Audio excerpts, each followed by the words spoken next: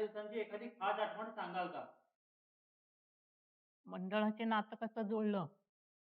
तर मंडळाच्या ह्याच्यामध्ये मिरवणुकीच्या ह्याच्या वेळेला वेशभूषेचं हे असतं. त्यावेळेला माझ्या मुलीने त्यामध्ये भाग घेतलेला. त्या ह्याच्यापासनं मंडळाशी आमचं नातं हे जुळलं. झालं, जुळलं गेलं. मी माझ्या लग्नाला 36 वर्ष झाली. माझ्या मुलींचे सुद्धा कार्यक्रमाला म्हणजे त्यांना वेशभूषा किंवा काय आणखीन आपले कार्यक्रम सुद्धा सांस्कृतिक. होतात. त्याच्यामध्ये पण रंगीत तालीम होऊन मग ते हां. आम्ही ती तशी आमची नातं जुळलंय वाढीशी. मंडळातील कोणत्या उपक्रमाची तयारी करताना सर्वात जास्त मजा आली? मला वाटतं काहीतरी म्हणजे मंडळाच्या ह्याच्यामध्ये आम्ही महिलांनी जेव्हा सहभाग घेतला, त्यावेळेला आम्हाला त्याने ट्रकवरती सीनच्या ह्याच्यासाठी म्हणून हे केलेलं, की आपण असं चित्ररथ. हां, चित्ररथ आपण त्याच्यावरती हे करूया म्हणून ट्रकवरती. तर तेव्हा आम्ही जे चित्ररथ केलो ते, त्यातल्या त्या मुलांना हे करताना म्हणजे त्यांची ती वेशभूषा वगैरे करताना, म्हणजे तो एक आनंद म्हणजे असं हे झालेला. घर आणि मंडळाच्या जबाबदाऱ्या सांभाळताना तुमच्या कुटुंबाचा किती पाठिंबा मिळाला? घर आणि मंडळाचं हे सांभाळताना मला तर घरच्यांचा खूप म्हणजे खूपच हे मिळालंय म्हणजे सपोर्ट. सपोर्ट मिळालाय आणि मेन म्हणजे अगदी म्हणजे मिरवणुकीच्या ह्याच्या वेळेला पण म्हणजे अगदी काय असेल घरात म्हणजे ह्याच्यामध्ये मंडळाच्या ह्याच्यात किंवा घराच्या ह्याच्यात तर तिघांनी मला सपोर्ट केलाय त्यावेळेला. मला सुद्धा कोणीही आडकाठी केली नाही. पण आपण घरातलं काम करून आपण निघतो आणि आपल्याला ती गणपती एक ते पाठबळ देतं, की नाही आपल्याला मिरवणुकीला जायचंय. आपल्याला आपली आणि जी श्रीखंडेवाडीची जी मिरवणूक आहे, ती अशी एकदम खूप सुंदर आहे. हं. अशी मी मिरवणूक कधीच कुठे पाहिलेली नाही. खूप म्हणजे खूप छान आहे. आपल्याकडची मिरवणूक म्हणजे आणि आपले मेन जे कार्यकर्ते आहेत, त्यांची जी आहे, त्याने गणपती बाप्पांना त्यांना पाठबळ जे दिले ना, ते खरंच खूप थँक आहे. गणपती बाप्पा सगळ्यांना सुखी ठेवो. बस हेच मी अगदी बोलते.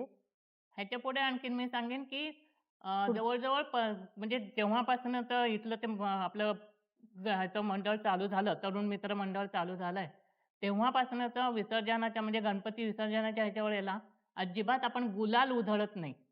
ते मेन आहे. ते मेन आहे. त्यामुळे मग कसं महिलांचा जास्त त्याच्यात सहभाग असतो. म्हणजे महिला अगदी ह्याच्याने जाऊ शकतात. मिरवणुकीच्या ह्याच्यामध्ये खूप अगदी आनंदी आणि ह्याच्याने त्याच्यामध्ये सहभाग होतात. मंडळामुळे तुम्हाला आयुष्यात कोणती नाती मिळाली, जी आजही तितकीच जिवंत आहेत? माणुसकीच्या ह्याची, मैत्रिणीच्या ह्याची, नंतर म्हणजे असे बरेच नाती मिळालीत, की जी अजूनपर्यंत हे आहेत. आणि मंडळातले कार्यकर्ते पण कुठलाही म्हणजे असं हे असून दे, की म्हणजे घरचा ह्याचा असून दे किंवा बाहेरचं सपोर्ट वगैरे अगदी करतात, धावाधाव करतात. काही म्हणजे असं कोणाच्या ह्याच्यावरती प्रसंग आला तर सगळेजण अगदी मिळून हे करतात. ते एक हे आहे आणि एकत्र म्हणजे हे असतं त्यांचं. मला माणुसकी आणि असं एकत्र. मला असा अनुभव आला, की आपले जे गणपती बाप्पा येतात, त्या ह्याच्यामध्ये जी जागरण करतात की नाही मुलं, ते मोठं मेन आहे. तर मी त्यांना चहा देणं म्हणजे की मी माझे काय अगदी हे सांगत नाहीये. पण मला त्यांचा खूप अभिमान आहे, की ते जागरण करतात. रात्रीच्या वेळेला जागरण करणं, हे सुद्धा त्यांनी 1 तास बाबा की त्यांचं काय शेड्यूल्ड असेल, की बाबा काय, कसं काय, किती मुलं आता आजच्या रात्रीला आहे, दुसऱ्या दिवसाला किती. त्यांना मी फक्त चहा देण्याचं आणि नातं माझं असं आहे, की मुलाचं आणि आईचं जे ते जशी मुलं हक्कानी सांगू शकतात, "काकू आम्हाला चहा पाहिजे." हे नातं मी अनुभवलंय ते आत्तापर्यंत 50 वर्षाच्या गणपतीच्या ह्याच्यामध्ये. आणि मला अजूनही वाटतं, की त्यांनी मला रात्रीत, अपरात्रीत कधीही सांगावं, त्यांना मी चहा बिल 100% देणार. महिलांच्या सहभागात गेल्या 50 वर्षात तुम्हाला कोणते सुंदर बदल दिसले? आत्ताच्या जे म्हणजे आमची ज्या वेळची तेव्हाची जी पिढी होती, त्यावेळेच्या ह्याच्यात आणि आत्ताच्या ह्याच्यात, तर त्या आत्ताच्या ह्याच्यामध्ये जी पिढीमध्ये जे खूप अगदी म्हणजे हे झालेले आहेत, काय म्हणतात त्याला, बदल चेंजेस झाले. बदल झालेले आहेत. ते म्हणजे खूपच अगदी असं हे आहे. मंडळात काम करताना असा एखादा क्षण आला का, ज्याने तुमच्या स्वतःकडे बघण्याचा दृष्टिकोन बदलला? हं, म्हणजे माणुसकीच्या ह्याच्याने जर काय केलं, तर आपण पण सगळ्यांना म्हणजे त्या ह्याच्याप्रमाणे सहकार्य करायला हवं. हे म्हणजे सगळ्यात जास्त हे झालेलं आहे, की एकमेकांनी एकमेकांना सहकार्य करायचं. असं आणि हे. तोच म्हणजे सहकार्य एकमेकांना केल्याशिवाय पुढची पिढी पण पुढच्या पिढीला पण आत्ताच्या पिढीला सुद्धा कसं कळणार, की बाबा मिरवणुकीचं काय आहे, गणपती बाप्पाचं काय आहे? त्याच्या ह्याच्याने हे सगळं आपल्याला जपायलाच पाहिजे. एखादा सण, उत्सव किंवा कार्यक्रम ज्याची आजही आतुरतेने आठवण येते, तो कोणता आणि का? अ, आपल्या इथल्या तरुण मित्रमंडळाने जे महिलांना पण म्हणजे स्टेजवरती जे म्हणजे सहभाग घेण्याचं हे केलं होतं. तर 1 वर्ष मला आठवतंय, की ज्यावेळेला ते ह्याचं होतं काय तो मायकल जॅक्सनच्या ह्याचं. तर त्यावेळेला त्याचा तो तिकडे मुंबईच्या ह्याच्यात धिंगाणा, पण आम्ही आपल्या स्टेजवरती आपल्या हिंदूंची जी संस्कृती आहे, म्हणजे त्याच्यातले ते मंगळागौरीचे खेळ वगैरे असतात ते. ते आम्ही त्यावेळेला तिथे आम्ही सादर केलं ते. ते मात्र अगदी खूपच चांगलं आहे आणि आम्हाला म्हणजे स्टेजवरती त्यांनी जो काय आम्हाला म्हणजे हे दिलं, की तुम्ही स्टेजवरती कार्यक्रम करा. तर तो आम्हाला आनंद आणि आम्हाला पण समजलं, की आम्ही काय किती धीटपणाने आम्ही ते करू शकतो. अशा ते आम्हाला त्यावेळेला हे झालं. मी सण सगळ्यात मानेन तर गणपती बाप्पाचा. कारण इथे जे आपल्याला तरुण मित्र मंडळाच्या ह्याच्यामध्ये जे गणपतीचं जी भव्य मिरवणूक, लहान मुलांसाठी 1ली ते 10वी पर्यंत बक्षिसं, नंतर आपल्या आपले दिवाळीत नाही, कुठे ह्याला ख्रिसमसच्या हं. ह्याच्यामध्ये आपले जे कार्यक्रम होतात, त्याच्या सु ते सुद्धा असं मंडळ म्हणजे छान एकदम खूप एकदम निःसंकोचपणे अगदी छान एकदम पार पाडलं जातं. म्हणजे काही त्याच्यात भांडणं नाही, कोणाचा राग-रुसवा नाही आणि मेन म्हणजे खुर्च्या ठेवल्या जातात. हे हॉलवाल्यांचं पण खूप म्हणजे आभार आहेत आपल्या अमोलचे. हे मी स्वतःहून सांगते. पुढच्या पिढीतल्या मुलींनी या मंडळाकडनं काय शिकावं असं तुम्हाला वाटतं? नाही, शिकण्यासारखं खूप आहे. म्हणजे आत्ताच्या मुली खूप स्मार्ट आहेत.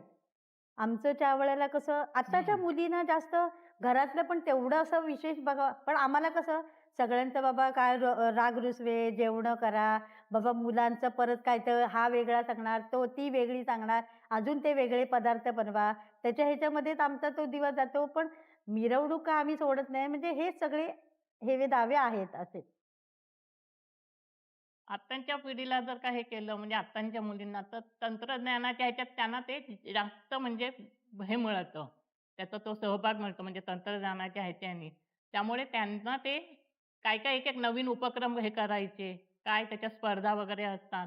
ते त्यांना ते हे होतं. त्यावेळेला पहिल्या पिढीच्या ह्याच्या वेळेला ह्या सगळ्या गोष्टी नव्हत्या. त्यामुळे तेवढं हे नव्हतं. पण आता कसं त्यांच्यामध्ये जास्त हे झालेलं आहे. स्मार्ट जास्त स्मार्ट झाले. जास्त झालेत. तुमच्या मते या मंडळाची खरी ताकद कोणती आहे? एकजूट. एकजूट. एकजूट एकजूट. ही जी आहे ना, म्हणजे मग त्याच्यात महिला असो, हां. मुली असोत, हं. कार्यकर्ते कार्यकर्ते. असोत, मुलं असोत, लहान मुलं असोत, लेझीम सगळ्यांची एकजूट हं. ह्यालाच एकजूट आपण मानलं जातंय. या 50 वर्षांच्या प्रवासाला तुम्ही एका ओळीत कसं व्यक्त कराल? मी काय? मी एक ओळ सांगते म्हणजे गणपती बाप्पा सगळ्यांना सुखी ठेवो. म्हणजे कार्यकर्ते असो, लहान मुले असो, कोणी असो, हे फक्त मी एका ओळीत हे फक्त सांगेन. सुवर्ण महोत्सवानिमित्त जुन्या सहकाऱ्यांना पुन्हा भेटताना कसं वाटतंय? आनंदच होणार आहे. खूप छान खूप वाटतं. अगदी हे होणार आहे. मंडळामध्ये पहिल्यांदा येताना तुमच्या मनामध्ये काय भावना होत्या? पहिल्यांदा येताना अजिबात हे झालं होतं, की म्हणजे तोपर्यंत स्वभाव कळलेला नसतो. जे कार्यकर्ते त्यावेळेला हे होते, त्यावेळेला आम्हाला तो स्वभाव म्हणजे त्यांचं तेवढं हे झालेलं नव्हतं. पण जसजशी वर्ष गेली, तसतशा आम्हाला त्यांचं हे झालं, स्वभाव वगैरे आणि सगळं आणि आम्ही कधी त्याच्यात एक मिक्स झालो, ते पण आम्हाला म्हणजे असं हे नाही. तो म्हणजे अगदी ह्याच्यासारखा आनंदासारखा म्हणजे असं हे, की एक आम्ही त्याच्यात मिक्स झालो.